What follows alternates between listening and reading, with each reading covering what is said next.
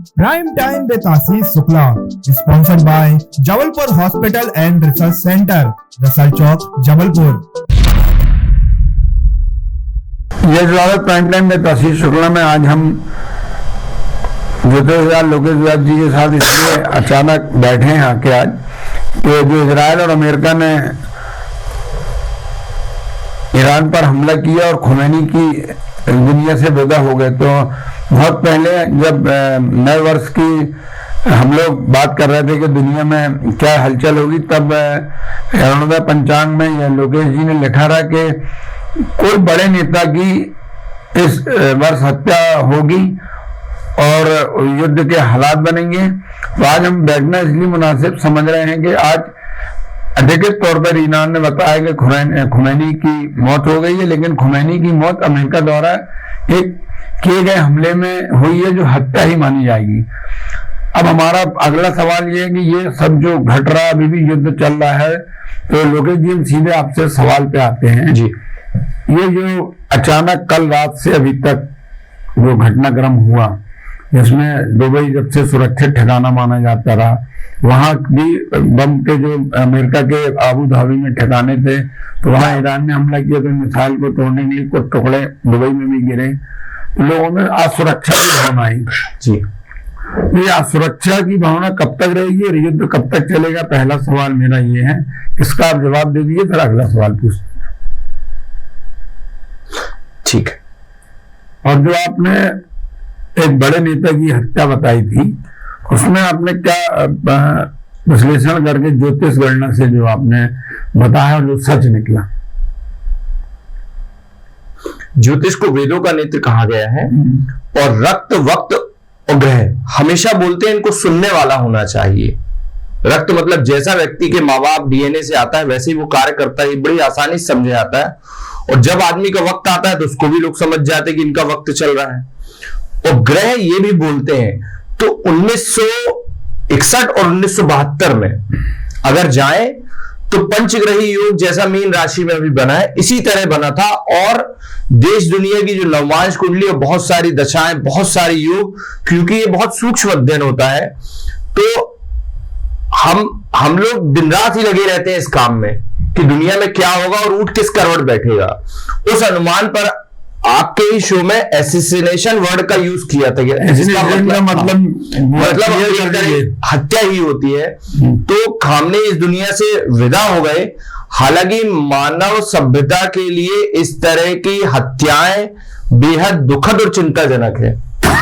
ये कोई बहुत वैसी बात नहीं कि बड़ा अच्छा काम हो रहा है दुनिया में, लेकिन चूंकि राजाओं महाराजाओं के युग से इस तरह के कार्य चलते आ रहे हैं और America, Donald Trump, Israel, Netanyahu और खामनेई, इन तीनों की स्थिति जो विवाद था उसमें खामनेई अंततः नहीं रहे। तो ये जो भी आकलन किए गए थे ये ज्योतिष की सूक्ष्म गणना के आधार पर ही किए गए थे। तो ज्योतिष जो वेदों के नेत्र एकदम सच है, बट करने वाला कभी कोई गलती कर देता है। या आजकल हम लोग यूट्यूब में देखते हैं कि हर दूसरे दिन एक आदमी नया ज्योतिषी बन जाता है। ये सालों की, पीढ़ियों की रिसर्च है जो दुनिया के सामने आती है। अब आपका अगला मूल सवाल जो है कि आगे चल के युद्ध की परिणति क्या होगी, तो मिडिल ईस्ट की जहां तक बात है तो मिडिल ईस्ट 2026 में पीड़ित ही रहने वाला है। मिडिल ईस्ट में कौन-कौन? मिडिल ईस्ट मतलब जितने भी अरब कंट्रीज हैं, अरब देश हैं और अमेरिका, इजराइल, ये पूरा जो इलाका है ये अभी 2026 में पीड़ित ही रहेगा। और आगे चल के मई के बाद हो सकता है एक एसेसिनेशन और दुनिया को देखना पड़े जिससे दुनिया हिल जाए। और भारत पर भी इसका असर पड़ेगा।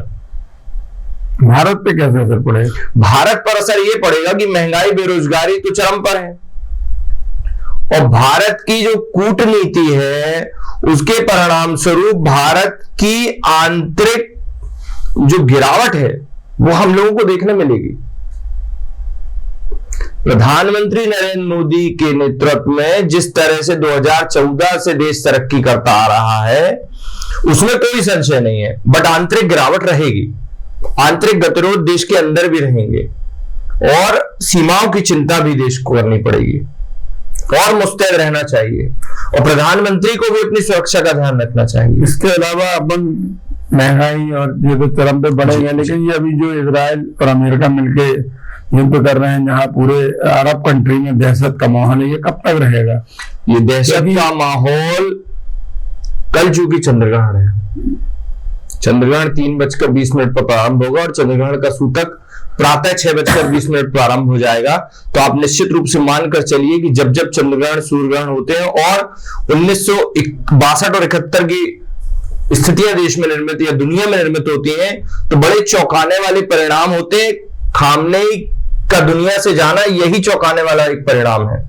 और अभी जो 24 घंटे हैं ये बेहद महत्वपूर्ण है, जिसमें बड़े पैमाने पर नरसंहार जनसंहार जैसी स्थितियां बनेंगी। ईश्वर का ऐसा ना हो, बट ग्रह तो यही बोलते हैं।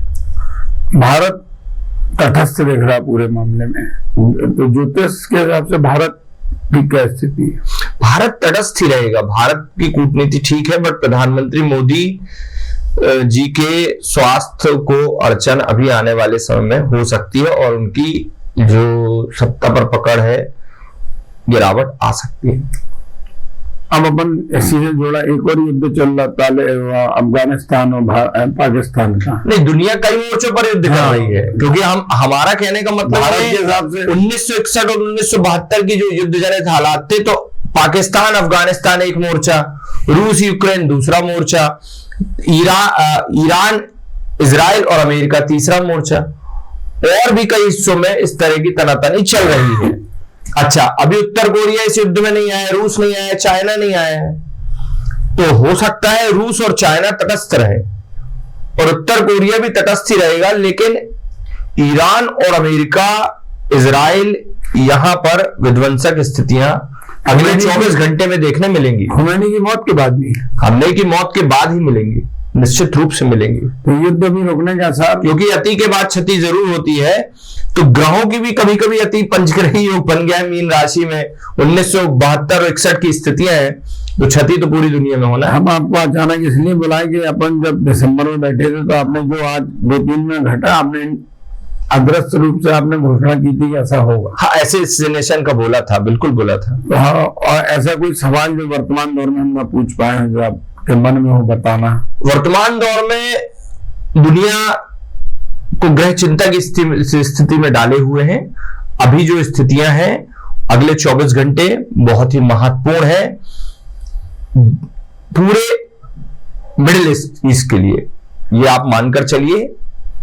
यही आज की बातचीत का सार है। ये ज्योतिष आचार्य लोकेश जी जो यश भारत रणोदय पंचांग लिखते हैं, जो आप देखेंगे जो आज घट रहा है उसमें पहले से लिखा हुआ है, इसलिए हमने इनको बुलाया।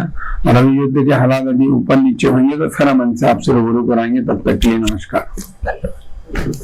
Prime time with Ashish Shukla, sponsored by Jabalpur hospital and research centre, Russell Chowk, Jabalpur.